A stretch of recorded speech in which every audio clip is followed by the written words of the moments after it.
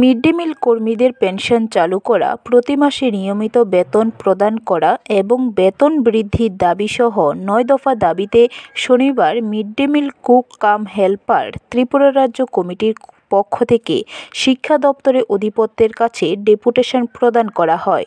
সংগঠনের কনভেনার বীর কুমার দেববর্মা জানান, মিড ডে মিল কর্মীরা বিগত কয়েক বছর ধরে তারা মাত্র ১৫০০ টাকা বেতনে চাকুরি করে আসছে। এই বেতন দিয়ে পরিবার পরিচালনা করতে অত্যন্ত বেকায়দায় পড়তে হচ্ছে। তাই অধিকর্তার উদ্দেশ্যে ডেপুটেশন প্রদান করে বেতন বৃদ্ধি সহ ৯ দফা দাবি তুলে ধরা হয়। এদিন ডেপুটেশনের আগে একটি মিছিল সংঘটিত করা হয়। রবীন্দ্র শতবার্ষিকী ভবনের সামনে থেকে আগরতলা শহরের বিভিন্ন পথ পরিক্রমা করা হয়। এতদিন এত যাবৎ ২০০২-২০০৩ থেকে আমাদের মিড ডে মিল কর্মীরা এবং পতনে আসছিল, কিন্তু আজকে দিন আমরা এই দিন থাকতে থাকতে আমাদের যে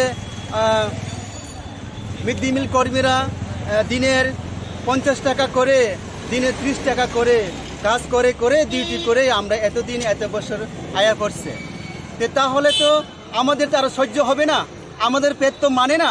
কিন্তু যখন আমাদের যে ৫০ টাকা দিন পেয়েছে এবং ৩০ টাকা দিন পেয়েছে, তবু আমাদের আমাদের মিড ডে মিল কর্মীরা কিন্তু দিন পৌঁছে না। যার ফলে আজকে আমাদের যে দাবিগুলি নিয়ে আজকে আমাদের শিক্ষা ভবনে আওয়ার জন্য আমাদের যে সারা ত্রিপুরা মিড ডে মিল কর্মীরা সবাই আসার জন্য প্রস্তুত করা হয়েছে।